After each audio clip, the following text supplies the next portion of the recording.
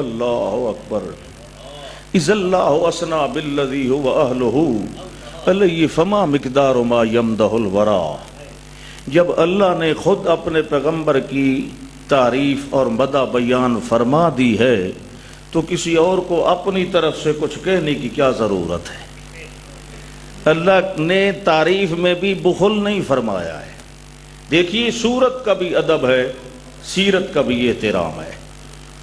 مثلا ایک انداز دیکھو، یا ایھا الذین آمنوا، ایمان والےو. جی اللہ فرماتا ہے لا ترفعوا اصواتکم فوق صوت النبی. جس محفل اور مجلس کے اندر میرے پاک پیغمبر صلی اللہ علیہ وسلم بھی موجود ہون اور تساں بھی اتھے ہی تشریف فرما ہو تے میں تمہیں ادب سکھا رہا ہوں.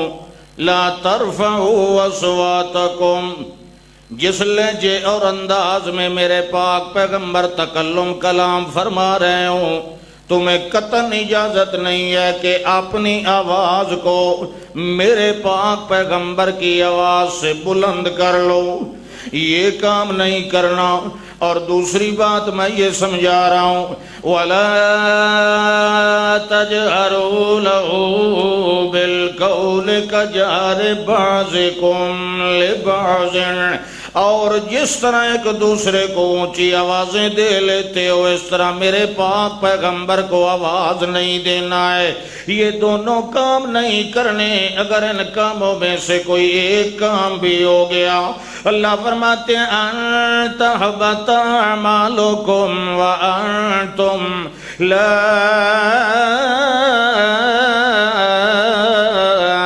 تشعرون. اگر تمہاری آوازیں بلند ہو گئیں یا آواز اونچی دی تم نے تو اللہ فرماتے ہیں میں تمہیں پتہ بھی نہیں چلنے دوں گا. یہ پہلی اور آخری بار ہے تمہیں سمجھا رہا ہوں، اسے غور سے سن اور سمجھ لو.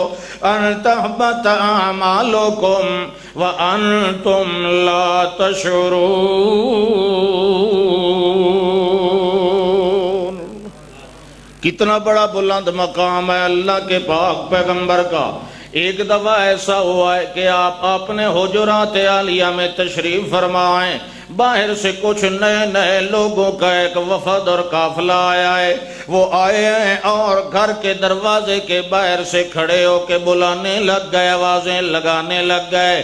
اللہ کو یہ ان کی ادا پسند نہیں آئی. فرمایا سبق سکھاتے ہوئے، ادب سکھاتے ہوئے ان الذین ینادونک من وراء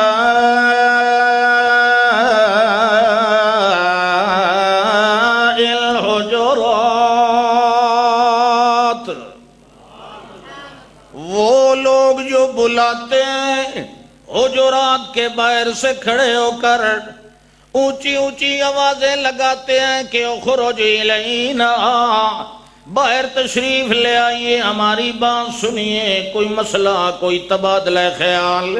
اللہ فرماتے ہیں ان الذین ینادونک من وراء الحجرات اکثرهم لا یعقلون.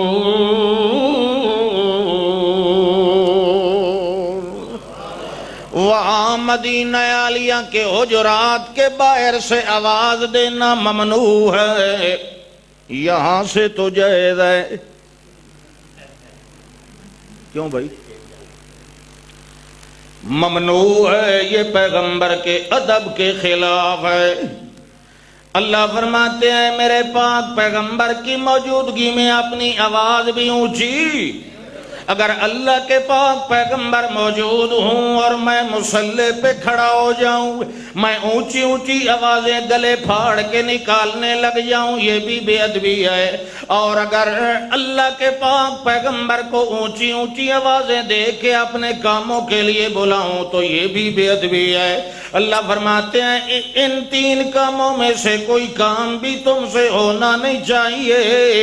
اگر کوئی کام ہوا یعنی آواز بلند کی یا بلند آواز دی ہے، اللہ فرماتے ہیں میں تمہیں پتہ بھی نہیں چلنے دوں گا، تمہاری بے خبری میں تمہارے سارے اعمال ضائع کر دوں۔ اللہ کتنا بڑا مقام ہے سورت محمد الرسول اللہ، یعنی وجود محمد الرسول اللہ صلی اللہ علیہ وسلم کا۔ اللہ فرماتے ہیں یہ بھی بڑا کمال ہے کہ میں نے قرآن جیسی بے مثال کلام عطا فرمائی ہے، اور کس طرح عطا فرمائی ہے؟ ما كنت ترجو ان يلقى اليك الكتاب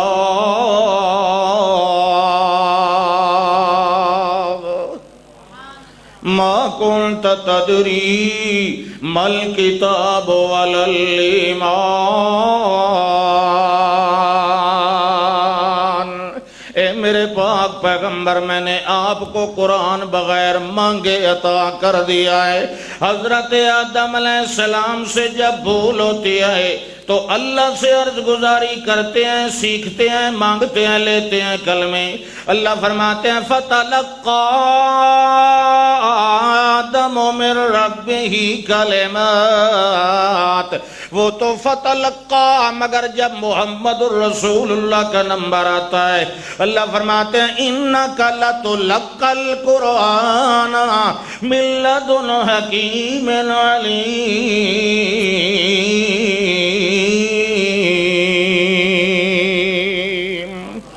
آدم علیہ السلام تو مانگتے ہیں تو چند کلمے ملتے ہیں، ربنا ظلمنا انفسنا وان لم تغفر لنا وترحمنا لنكونن من الخاسرین۔ اور جب محمد رسول اللہ صلی اللہ علیہ وسلم کا نمبر آتا ہے اللہ فرماتے ہیں مانگا بھی نہیں ہے، میں نے اپنی طرف سے محمد رسول اللہ کو 30 سپارے عطا فرما دی۔ اور سورت محمد الرسول اللہ صلی اللہ علیہ وسلم کے کامل اور اکمل ہونے کا اندازہ یہاں سے لگا لیجئے۔ اللہ فرماتے ہیں جب میرا موسیٰ علیہ السلام رات کو اپنی زوجہ مطہرہ اور اپنا میاں وہ عصا اور بکریاں وغیرہ لے کے چلے آئے تو وہ دیکھتے ہیں کہ تھوڑی دور مجھے آگ جلتی نظر آ رہی ہے، حالانکہ وہ آگ نہیں ہے، مگر فرماتے ہیں انی آنست نارا، مجھے محسوس ہوتا ہے کہ یہ آگ جل رہی ہے، میں وہاں سے جا کے کوئی انگارہ لے آؤں، کوئی چنگاری لے آؤں، یہاں آگ جلائیں گے اور تاپیں گے۔ واجد علی النار ہدا، یا وہاں کوئی آگ جلانے والا ہوگا، اس سے میں رات کے وقت یہ راستہ مصر کا بھی پوچھ لوں گا۔ جب وہاں سے آتے ہیں اور اس وادی میں آتے ہیں تو اللہ فرماتے ہیں انی انا اللہ رب العالمین، اور ساتھ کہتے ہیں اے موسیٰ علیہ السلام میں نے تجھے چن لیا ہے، اس طرح کرو کہ اپنی یہ نالین مبارکین اتار دیجئے، انکا بالواد المقدس طوا۔ جب اور آگے بڑھتے ہیں اپنے نالین اتار کے دیکھتے ہیں وہاں کوئی آگ تو نہیں ہے، ویسے روشنی ہے درخت سے، اور یہ درخت سے ہی آواز آ رہی ہے کہ انی انا اللہ رب العالمین۔ الليل إني أنا ربك فاخلع عليك إنك بالواد المقدس طوى. ابھی اس پہ غور کر رہے ہیں کہ یہ آواز آ رہی ہے تو میاں دوسرا حکم آتا ہے، اے میرے پاک پیغمبر ذرا یہ تو بتائیے کہ آپ کے دانے ہاتھ میں کیا ہے؟ حالانکہ اللہ کو معلوم ہے اچھی طرح کے دانے ہاتھ میں کیا ہے، صرف آپ سے کہلوا کے یہ ثابت کرنا چاہتے ہیں کہ اچھی طرح دیکھ لو یہ لکڑی کا عصا ہے۔ جب حضرت جب جواب دیتے ہیں تو کہتے ہیں یا عصایا، یہ کیا ہے؟ جواب مکمل، یہ کیا ہے؟ یہ میرا سوٹا ہے، عصا ہے۔ جواب مکمل، مکمل ہے نا؟ آگے تو نہیں نہ پوچھا کہ سوٹے سے کیا کرتے ہیں آپ، اسے کیا کیا کام لیتے ہیں؟ لیکن حضرت موسیٰ علیہ السلام شوق کلام میں کہ آج اللہ میرے ساتھ باتیں کر رہا ہے، پتہ نہیں پھر کبھی موقع ملے نہ ملے، زیادہ سے زیادہ باتیں کر لینی چاہیے۔ فرماتے ہیں جواب مکمل، یہ کیا ہے؟ یہ میرا سوٹا ہے، عصا ہے۔ جواب مکمل، مکمل ہے نا؟ آگے تو نہیں نہ پوچھا کہ سوٹے سے کیا کرتے ہیں آپ، اسے کیا کیا کام لیتے ہیں؟ لیکن حضرت موسیٰ علیہ السلام شوق کلام میں کہ آج اللہ میرے ساتھ باتیں کر رہا ہے، پتہ نہیں پھر کبھی موقع ملے نہ ملے، زیادہ سے زیادہ باتیں کر لینی چاہیے۔ فرماتے ہیں یا سایا اتوکل علیہا واحش بہا علی غنمی۔ اے اللہ یہ میرا عصا ہے، میں اس پہ ٹیک بھی لگا لیتا ہوں اور اپنی بکریوں کو پتے بھی جھاڑ کے کھلاتا ہوں اسی عصا کے ذریعے۔ جب یہ دو باتیں اضافی فرمائیں جو اللہ نے نہیں پوچھی تھیں تو فوراً دل میں دائیا پیدا ہوا کہ میں زائد کلام کر رہا ہوں۔ فوراً اپنی بات کو روک کے کہتے ہیں وَلَيَ فِيهَا مَآرِبُ أُخْرَى، اللہ اس میں اور بھی میرے فوائد ہیں، میں کام لیتا رہتا ہوں۔ اب کون کون سا کام گنواؤں؟ تو اللہ فرماتے ہیں ذرا اس کو نیچے زمین پہ ڈال دیجئے نا۔ اب کوئی پتہ نہیں کہ یہ جب نیچے پھینکوں گا تو یہ کیا بنے گا۔ اللہ کے حکم کی اب تابعداری صرف کرنی ہے۔ اللہ نے کیا فرمایا؟ بات ذرا لمبی ہو رہی ہے، میں اصل بات پہ آ رہا ہوں۔ اس کو نیچے ڈالیے۔ جو ہی اس کو نیچے پھینکا تو فَإِذَا هِيَ حَيَّةٌ تَسْعَىٰ،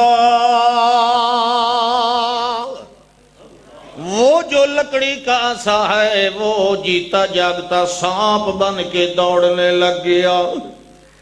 سانپ صرف بنا ہی نہیں بلکہ تسعیٰ، زندگی کی علامت ہے حرکت کرنا، وہ حرکت بھی کرنے لگ گیا ہے۔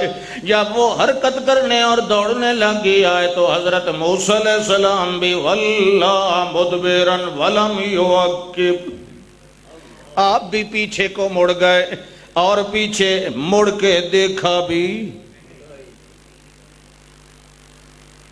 حضرت موسیٰ علیہ السلام ڈر گئے۔ کون ڈرے ہیں؟ اللہ کے پیغمبر، اللہ کے نبی، وہ ڈر گئے ہیں۔ حالانکہ یہی عصا ہے، یہی سوٹا ہے جس کو خود ابھی پھینکا ہے ایک لمحے پہلے، مگر اتنا محیر العقول انداز میں وہ سانپ بنا ہے اور سانپ بن کے وہ دوڑنے لگا ہے کہ آپ نے فوراً یہی فیصلہ کیا کہ مجھے یہاں ٹھہرنا نہیں چاہیے۔ یہ تو اللہ نے کہا یا موسیٰ اقبل اقبل اقبل، جدھر سانپ ہے ادھر توجہ فرمائیے، وَلَا تَخَفْ، اور ڈرنے کی ضرورت نہیں، انی لا یخاف لدی المرسلون،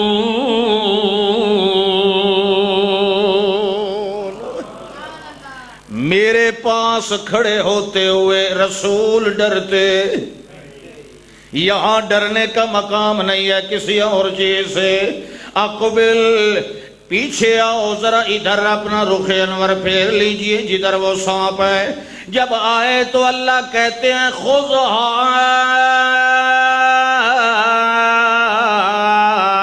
ولا تخف. اب بھی پتہ نہیں کہ اس امر کے بعد کیا ہونے والا ہے. اللہ کہتے ہیں میں بتاتا ہوں کیا ہونے والا ہے. سنعیدھا سیرتھا الاولیٰ.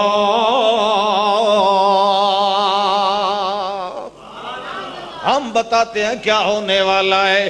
آپ جو ہی اس کو پکڑیں گے سنعیدھا، ہم اس کو تبدیل کر دیں گے کس چیز میں؟ سیرت الاولیٰ. صورت الاولیٰ نہیں، سیرت الاولیٰ. آپ کو خوف اس کی صورت سے نہیں سیرت سے آیا تھا. وہ دوڑنے لگ گیا تھا، انہوں نے کہا یہ تو زندہ ہے. بات سمجھ آئی کہ نہیں آئی؟ اللہ اکبر. تو اللہ نے فرمایا ہم اس کی سیرت کو تبدیل کر دیں گے. دوبارہ اس کی پہلی جماد والی سیرت ہوگی، حرکت اس کی ختم ہو جائے گی. جو بے جان ہوتے ہیں وہ حرکت، جو جاندار ہوتے ہیں وہ حرکت. تو اللہ نے فرمایا ہم اس کو سیرت بدلیں گے، یعنی بے جان کر دیں گے. سنعیدھا سیرت الاولیٰ. اے میرے پاک پیغمبر، ڈرنے کی ضرورت نہیں. جو ہی آپ نے اسے پکڑا وہ ویسا آسا ہی بن گیا. تو اللہ نے فرمایا میرے پاک پیغمبر یہ ایک نشانی ہو گئی.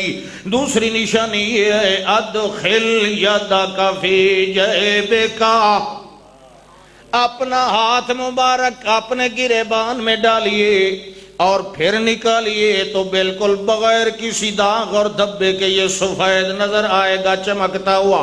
یہ میری دو نشانیاں ہیں. آپ جائیں فرعون کی طرف اور ان کو میری کتاب اور میری ہدایت والے معاملات کی طرف بلائیں. اس وقت حضرت موسیٰ علیہ السلام نے ایک دعا کی، اللہ نے اس کو بھی قرآن بنا کے محمد الرسول اللہ صلی اللہ علیہ وسلم پہ نازل فرمایا. حضرت موسیٰ علیہ السلام کیا فرمانے لگے؟ رب اشرح لی صدری ویسر لی امری واحلل عقدۃ من لسانی یفقہوا قولی.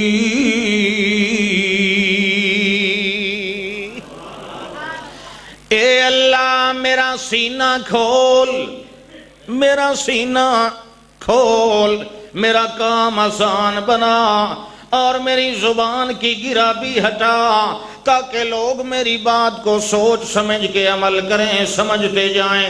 اور اللہ دوسری بات یہ ہے میرا بھائی ہارون علیہ السلام بھی میرے کام میں شریک بنا، شراکت دار بنا تاکہ ہم دو ہو جائیں گے. کہ نسبحک کثیرا ونذکرک کثیرا. اللہ فرماتے ہیں میرے پاک پیغمبر قد اوتیت سؤلک یا موسیٰ، جو آپ نے مانگا میں نے دے دیا. آپ نے اول والے میں مانگا رب اشرح لی صدری، اللہ میرا سینہ کھول، میرے سینے کی شرح فرما. اللہ فرماتے ہیں میرے موسیٰ علیہ السلام نے تو خود مانگا، نبوت ملنے کے بعد مجھ سے مانگا کہ میرا سینہ کھول، مگر محمد الرسول اللہ صلی اللہ علیہ وسلم کا جب نمبر آیا ہے میرے پاک پیغمبر نے مجھ سے مانگا ہی نہیں، مجھ سے کہا ہی نہیں ہے. میں نے آپ بغیر مانگے سینہ کھول دیا. کھولنے کے بعد میں نے کہا الم نشرح لک صدرک. میرے پاک پیغمبر ذرا دیکھ تو لیجئے ہم نے پہلے سے ہی آپ کا سینہ کھولا ہوا ہے کہ نہیں. وجود محمد الرسول اللہ صلی اللہ تعالی علیہ وسلم اللہ نے بے مثال بنایا ہے۔ اللہ کے پاک پیغمبر فرمایا کرتے تھے کنت اعرف حجرا بمکہ کان یسلم علی قبل ان ابعث، میں مکے میں اس پتھر کو اب بھی پہچانتا ہوں لوگوں کہ نبوت کے اعلان سے پہلے بھی وہ پتھر جب میں اس کے پاس سے گزرتا تو مجھے سلام کیا کرتا تھا۔ محمد رسول اللہ صلی اللہ علیہ وسلم کا مقام صورت بھی اول، محمد رسول اللہ صلی اللہ علیہ وسلم کا مقام سیرت بھی اول ہے۔ اللہ فرماتے ہیں یا